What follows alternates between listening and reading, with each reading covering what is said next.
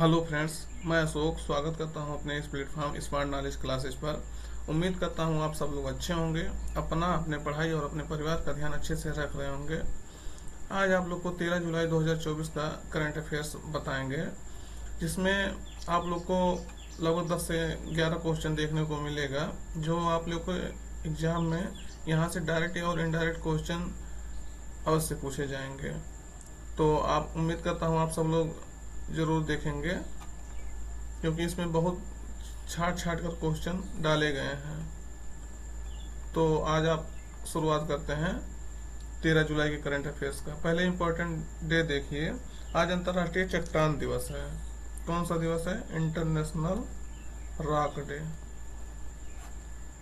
Rock day क्यों मनाया जाता है? क्योंकि विश्व में या पृथ्वी पर मौजूद जो चट्टान है उनका महत्व क्या है वो बताने के लिए, उनका महत्व और उनका संरक्षित करने के लिए, ये जागरूकता फैलाने के लिए ये इंटरनेशनल रॉक डे, अंतर्राष्ट्रीय चट्टान दिवस मनाया जाता है।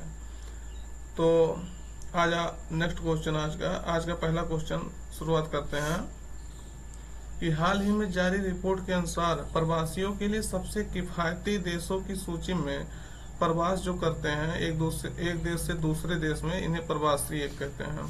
तो प्रवासीय के लिए सबसे किफायती देशों की सूची में कौन शीर्ष पर है? तो आप देखेंगे विकल्प में है वियतनाम, कोलंबिया, इंडोनेशिया, वेनेजुएला। तो सबसे सही उत्तर है वियतनाम। यानी कोई प्रवासी अगर प्रवास करके जा रहा है तो वियतनाम उसके लिए सबसे सस्ता या सबसे किफायती देश है, जहां वो जाकर के रह सकता है। दूसरे नंबर पे देखेंगे तो कोलंबिया है। सेकंड पर कौन है? कोलंबिया। कोलंबिया की राजधानी आप लोग बताइए क्या है? कोलंबिया की राजधानी है बोगोटा। दक्षिण अमेरिकी देश है, बोगोटा है राजधानी। और तीसरे नंबर पर आपका इंडोनेशिया की राजधानी जकार्ता, जो एशियाई देश है, दक्षिण एशियाई देश, जकार्ता। और वियतनाम की राजधानी, ये फर्स्ट देश है जो सबसे किफायती देश है, ये इसकी राजधानी है हनोई। तो कौन सा सबसे किफायती देश है प्रवासियों के लिए? वियतनाम। याद रखिएगा, ध्यान रखिएगा, पूछा जा सकता है यहाँ से डायरेक्ट। फिर अभी हाल ही में भारत सरकार ने किस दिन को संविधान हत्या दिवस मनाने के लिए घोषित किया है या घोषणा किया है? बहुत इंपॉर्टेंट क्वेश्चन हो जाता है, क्योंकि जब कोई भी सरकार नया दिवस घोषित करती है कि इस दिन को ये दिवस मनाया जाता है, तो ये एग्जाम में बहुत ज्यादा संभावना है कि ये क्वेश्चन यहाँ से पूछा जा सकता है। तो संविधान हत्या दिवस आपका कब मनाया जाएगा? विकल्प में है 15 जून, 25 जुलाई, 25 जून, 25 अगस्त। तो सरकार ने 25 जून को संविधान हत्या दिवस मनाने के लिए घोषणा किया है। इसमें क्या हुआ था? 25 जून 1975 को भारत में आपातकाल की घोषणा हुआ था, जो लगभग 2 साल तक चला था। 1977 में ये खत्म हुआ था। 1977 में खत्म हुआ था, जब इसके बाद से सरकार जो है चेंज हो गई थी, गैर कांग्रेसी सरकार बन गया था। तो संविधान में अनुच्छेद 352 में भाग 18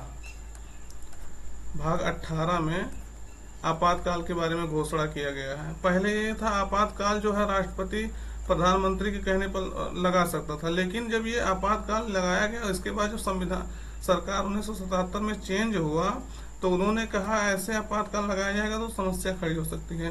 तो उन्होंने ये कहा कि कभी भी आपातकाल की घोषणा जो है कैबिनेट की मंजूरी के बाद होगा। वही पहली बार संविधान में कैबिनेट शब्द जुड़ा, उसके पहले कैबिनेट शब्द संविधान में नहीं था। तो इसमें कहा गया कि जब भी आपातकाल की घोषणा होगा तो ये कैबिनेट के सलाह पर ही होगा, ना कि केवल प्रधानमंत्री के सलाह पर होगा। क्योंकि जब 1975 में इमरजेंसी लगाया था तो इंदिरा गांधी के कहने पर ही राष्ट्रपति ने ये घोषणा किया था। तो ये अनुच्छेद 352 में है, और युद्ध या बाह्य आक्रमण या सशस्त्र विद्रोह के आधार पर आपातकाल लगाया जाता है। फिर अगला क्वेश्चन देखिएगा, हाल ही में किस बैंक ने किस बैंक ने इंटरनेट और मोबाइल बैंकिंग सुरक्षा बढ़ाने के लिए सेफ्टी रिंग लॉन्च किया है? तो विकल्प में है RBI reserve bank of India, SBI state bank of India, PNB Punjab national bank, ICICI bank. तो सही उत्तर आपका रहेगा पीएनबी। पंजाब नेशनल बैंक ने सेफ्टी रिंग लॉन्च किया है, जो इंटरनेट और मोबाइल बैंकिंग सुरक्षा इससे बढ़ेगा। तो कौन सा बैंक है? पीएनबी ने इसे लॉन्च किया है। इससे पीएनबी का कुछ बेसिक चीज जान लीजिए। इसका इस्टेब्लिशमेंट कब हुआ था, स्थापना कब हुआ था? तो पीएनबी का स्थापना देखेंगे सब ये पहले नंबर ये यानी कि सबसे पहले लगभग ये बैंक स्थापित हुआ था, तो 1894 में इसका स्थापना हुआ था। इसका हेडक्वार्टर देखेंगे न्यू दिल्ली में है। ये भारत का पब्लिक सेक्टर का दूसरा सबसे बड़ा बैंक है। दूसरा सबसे बड़ा पब्लिक सेक्टर बैंक है, पब्लिक सेक्टर बैंक।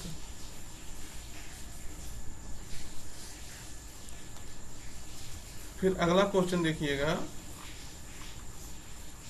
कि हाल ही में आलिया नीलम ने किस देश की महिला चीफ जस्टिस के रूप में शपथ लिया है? सॉरी, ये क्वेश्चन थोड़ा सा लग रहा है। आलिया नीलम है, आलिया नीलम ही है, सही है, कोई दिक्कत नहीं है। हाल ही में आलिया नीलम ने किस देश की महिला चीफ जस्टिस के रूप में शपथ ली है? तो विकल्प में है सऊदी अरब, ईरान, बांग्लादेश, पाकिस्तान। तो पाकिस्तान के पंजाब प्रांत के उच्च न्यायालय की पहली महिला मुख्य न्यायाधीश आलिया नीलम बनी है। पंजाब प्रांत के हाई कोर्ट का पहली महिला मुख्य न्यायाधीश बनी है। कौन? आलिया नीलम। तो किस देश की है? पाकिस्तान की है। पाकिस्तान की राजधानी बताइए, कमेंट करिएगा। वैसे इस्लामाबाद है। फिर अगला क्वेश्चन देखिएगा कि हाल ही में केंद्र सरकार ने कहां पर 6 किलोमीटर गहरे देश के पहले वैज्ञानिक डीप ड्रिलिंग मिशन की घोषणा की है?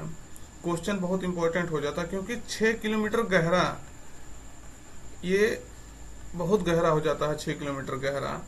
तो ये कहाँ 6 किलोमीटर गहरा देश का पहला है वैज्ञानिक डीप ड्रिलिंग मिशन की घोषणा किया है? तो किस राज्य में किया है? विकल्प में आपके तमिलनाडु, राजस्थान, महाराष्ट्र, कर्नाटक। तो सही उत्तर रहेगा आपका महाराष्ट्र। महाराष्ट्र में आप जानते हैं कोयना भूकंप आया था। कोयना भूकंप ये आया था लगभग 1967 में। तो वहां भूकंप की खोज के लिए, भूकंप की समझ को और विकसित करने के लिए, भूकंप की समझ है और उसको और विकसित करने के लिए ये लॉन्च किया गया है। तो कौन लॉन्च किया है? बोरहोल रिसर्च लेबोरेटरी ने इसको लॉन्च किया है। फिर अगला क्वेश्चन देखिएगा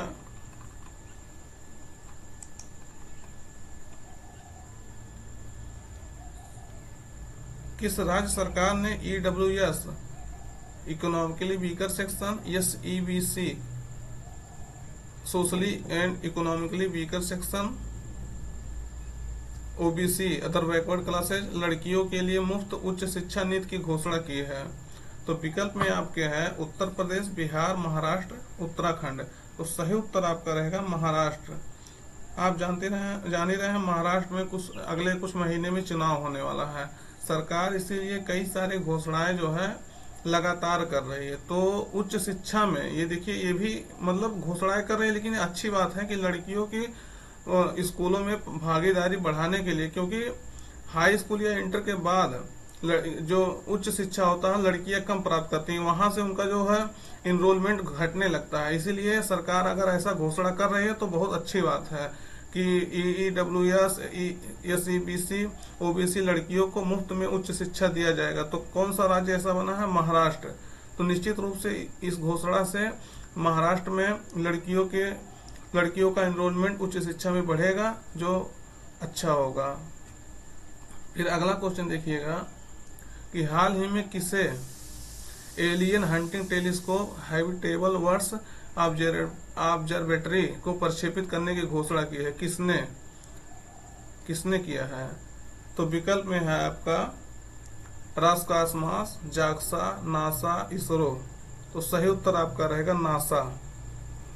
नासा जो है 2040 में इस एलियन हंटिंग टेलीस्कोप का रिसर्च करने के लिए हैबिटेबल बर्ड्स ऑब्जर्वेटरी को प्रक्षेपित करने की घोषणा की है। तो इसमें ये देखिए चार जो है अंतरिक्ष एजेंसी है। तो कौन कहाँ कहाँ के किस देश के हैं ये? रास्कासमास देखेंगे तो ये रूस का है। जाक्सा देखेंगे ये जापान का है। नासा आप लोग जाने रहे हैं यूएसए का है। इसरो देखेंगे इंडिया का, भारत का है। तो सही उत्तर आपका रहेगा नासा। नासा कब लॉन्च करने के लिए घोषणा किया है? 2040 में। फिर अगला क्वेश्चन देखिएगा कि हाल ही में किसने केरल में एकीकृत जनजातीय विकास कार्यक्रम integrated tribals development programme launch करने का घोषणा किया है? तो विकल्प में एसबीआई, आरबीआई, नाबार्ड, जनजातीय मंत्रालय। तो सही उत्तर आपका रहेगा नाबार्ड। नाबार्ड का फुल फॉर्म देखिएगा। इससे नाबार्ड का नेशनल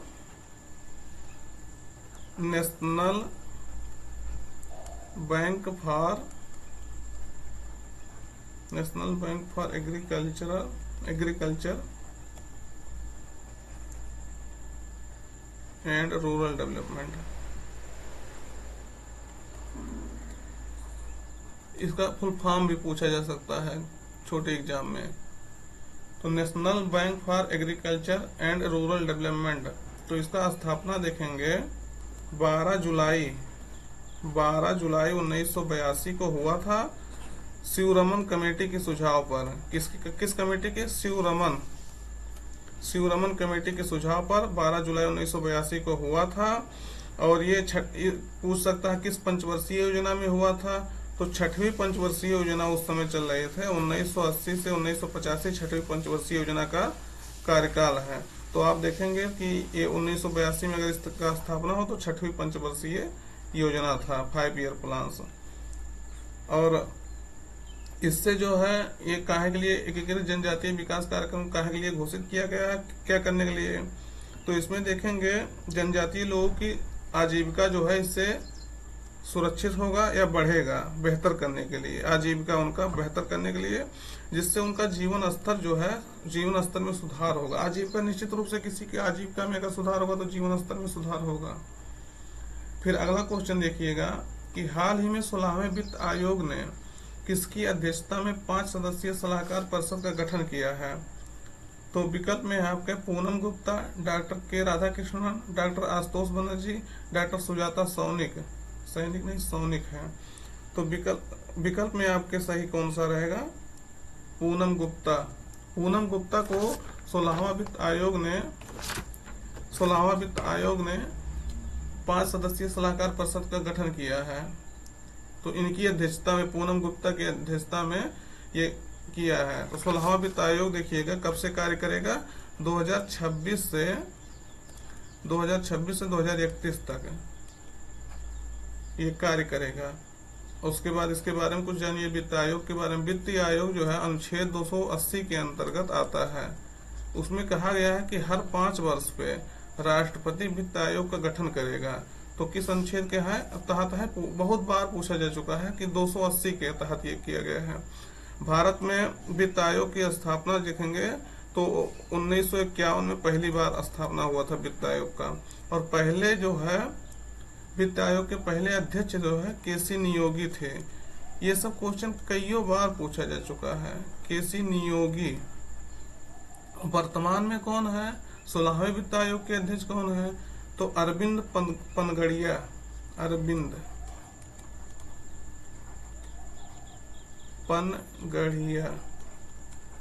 16वें वित्त आयोग के अध्यक्ष हैं। ये इसके पहले जो है नीति आयोग के वाइस चेयरमैन रह चुके हैं। अब आप लोग बताइएगा नीति आयोग के चेयरमैन कौन होता है और कब इसका स्थापना हुआ था? तो ये वाइस चेयरमैन नीति आयोग के रह चुके हैं, नीति आयोग के। और इसके सचिव जो हैं ऋत्विक रंजनम पांडे हैं, ऋत्विक रंजनम पांडे। फिर अगला क्वेश्चन देखिएगा कि हाल ही में किस राज्य ने मुख्यमंत्री मंगला पशु बीमा योजना शुरू करने की घोषणा की है? तो विकल्प में आपके है उत्तर प्रदेश, गुजरात, महाराष्ट्र, राजस्थान। सही उत्तर आपका रहेगा राजस्थान। राजस्थान में पशुओं के लिए 5 लाख का बीमा इस योजना के तहत किया जा रहा है। तो कौन सा राज्य कर रहा है? राजस्थान सरकार मुख्यमंत्री मंगला पशु बीमा योजना के तहत पशुओं का 5 लाख का बीमा कर रहा है। तो निश्चित रूप से आज का ये सेशन खत्म हुआ और आप लोग, हमें उम्मीद है कि आप लोग को बिल्कुल सेशन पसंद आएगा। अपने दोस्तों तक इसे पहुंचा दीजिए, लाइक शेयर एंड सब्सक्राइब कर लीजिए। धन्यवाद।